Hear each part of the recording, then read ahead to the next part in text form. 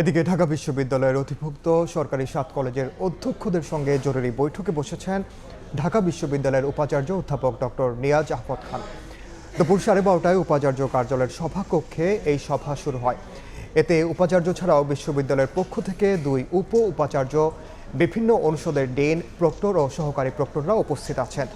সভায় অধিভুক্ত সরকারি 7 কলেজের শিক্ষার্থীদের স্বার্থ সংশ্লিষ্ট বিভিন্ন বিষয়ে আলোচনা হচ্ছে। চলমান সংকট নিরসনে এই সভা থেকে যৌক্তিক সিদ্ধান্ত আসতে পারে বলে জানা গেছে।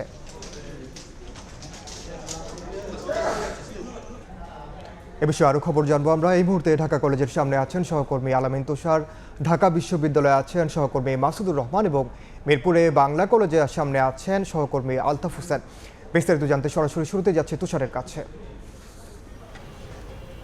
তুষার, ঢাকা কলেজের এখনকার পরিস্থিতি যদি একটু বলি, যে এখন কিন্তু বলাই যায় আসলে স্বাভাবিক আছে, তবে স্বাভাবিকতার মধ্যেও একটু অস্বাভাবিক, কারণ আসলে আজকে কিন্তু পরীক্ষা হবার কথা ছিল এবং শ্রেণী কার্যক্রম যে চালু করার কথা ছিল সেটা কিন্তু গতকালকের যে পরিস্থিতি তার পরবর্তীতে কিন্তু সেই পরীক্ষা এবং এগুলো কিন্তু আসলে স্থগিত করা হয়েছে, এবং যার কারণে কিন্তু শিক্ষার্থীরা অনেকে এসেছেন, কেউ কেউ দাঁড়িয়ে আছেন, অনেকে আসলে বাড়ি ফিরে গেছেন, এবং যেই কারণে এই পরিস্থিতি তার পরবর্তীতে সময় কিন্তু 12টার সময় শিক্ষার্থীরা কিন্তু একটি ব্রিফিং করেছেন এবং তারা কিন্তু 4টা পর্যন্ত, আজকে বিকাল 4টা পর্যন্ত সময় বেঁধে দিয়েছেন। তাদের মূল যে দাবি, তার মধ্যে যে উপাধ্যক্ষ তাদের সঙ্গে তাদের যে অভিযোগ, যে উপাচার্য তাদের সঙ্গে আসলে খারাপ আচরণ করেছেন তাকে মাফ চাইতে হবে, তাকে পদত্যাগ করতে হবে, সঙ্গে বিশ্ববিদ্যালয় কর্তৃপক্ষকেও তারা আসলে মাফ চাইতে বলেছেন। এবং এছাড়া গতকালকের ঘটনায় নারী শিক্ষার্থী যারা রয়েছেন তাদেরকে অনেক জায়গা থেকে উত্ত্যক্ত করা হয়েছে এমন একটি অভিযোগ তারা এনেছেন, এবং সেক্ষেত্রেও তাদেরকে সেটারও আসলে তারা বিচার চেয়েছেন।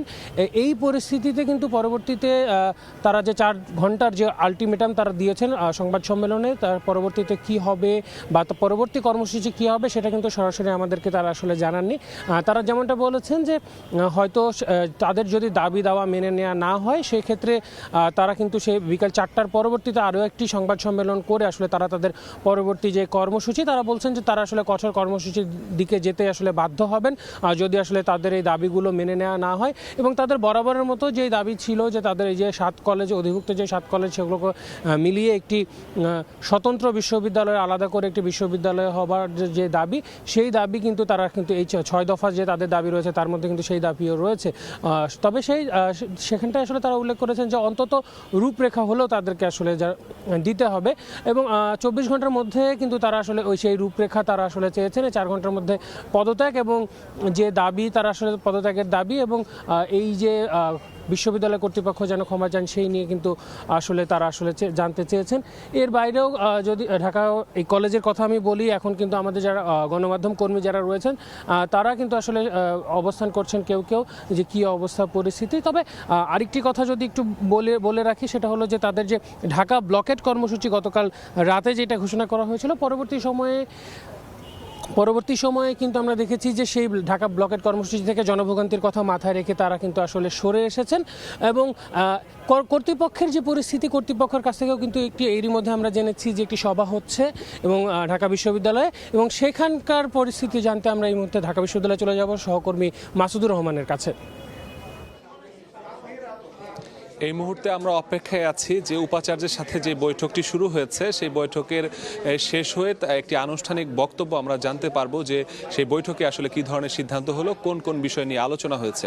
এর আগে আমরা জানতে পেরেছিলাম যে 7 কলেজ যে দাবিগুলো জানিয়েছে সেই দাবিগুলো নিয়ে এখানে কথা হবে, পাশাপাশি যে তাদের যেই চলমান সংকট তৈরি হয়েছে ঢাকা বিশ্ববিদ্যালয়ের সাথে, সেই সংকট কিভাবে নিরসন করা যায় সেই বিষয়গুলো নিয়েও তারা আলোচনা এখানে করবে। তবে যে দাবিগুলো শিক্ষার্থীদের পক্ষ থেকে জানানো হয়েছে, 4 ঘন্টার মধ্যে যে আলটিমেটাম দেওয়া হয়েছে, তবে সেগুলো কিন্তু আসলে রাতারাতি করে ফেলতে পারবে বিশ্ববিদ্যালয় প্রশাসন, সেটিও সম্ভব নয়। তবে নিশ্চয়ই একটি রূপরেখা বা একটা রোডম্যাপ নিশ্চয়ই বিশ্ববিদ্যালয় প্রশাসন থেকে দিতে পারে, যে সেই রোডম্যাপের অপেক্ষা হয়তো আমরা আছি।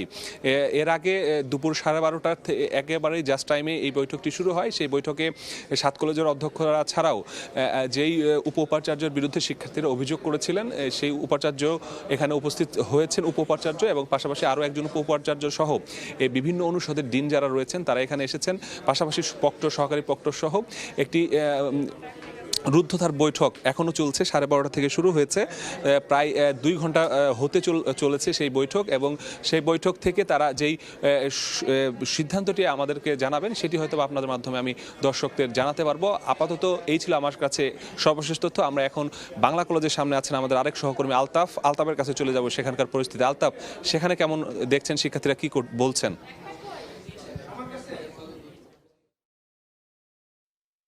মিরপুর সরকারি বাংলা কলেজের এই মুহূর্তের পরিস্থিতি আমরা দেখছি অনেকটা শান্ত পরিবেশ।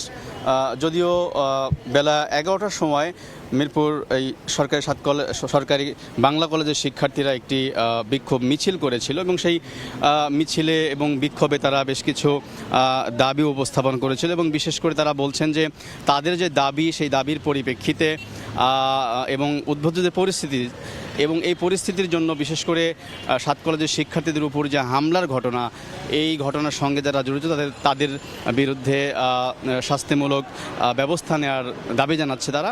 একই সঙ্গে তারা বলছেন তাদের যে দাবি সেই দাবি মেনে নেওয়ার জন্য অনতিবিলম্বে তারা কিন্তু দাবি জানাচ্ছেন এবং একই সঙ্গে তারা বলছেন যে 7 কলেজের পক্ষ থেকে যে সংবাদ সম্মেলন করা হয়েছে সেই সংবাদ সম্মেলন থেকে যে দাবি 6 দফা দাবি দেওয়া হয়েছে এবং যে আলটিমেটাম দেওয়া হয়েছে সেই আলটিমেটামের উপর ভিত্তি করে তারা বলছেন যে সরকার যেন একটি সুষ্ঠু ব্যবস্থা নেয়।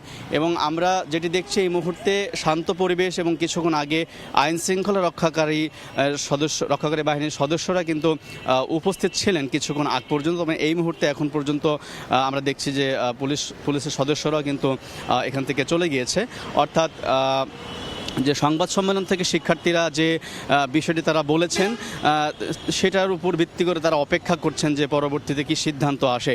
তারা বলছেন যে 4 ঘন্টার যে আলটিমেটাম সেই আলটিমেটাম অনুযায়ী যদি সুষ্ঠু ব্যবস্থা তারা না নেয় সেই ক্ষেত্রে তারা আবারও মাঠে নামার এবং আন্দোলনে নামার কিন্তু তারা হুঁশিয়ারি দিয়েছে এবং একই সঙ্গে বলছেন যে দ্রুত যদি সমাধান না হয় এবং তাদের যে দাবি যদি মেনে না হয় তাহলে কঠোর কর্মসূচিতেও আরও যাওয়ার হুঁশিয়ারি তারা জানিয়েছে। এই ছিল মিরপুর সরকারি বাংলা কলেজ থেকে আমার কাছে থাকা সর্বশেষ তথ্য।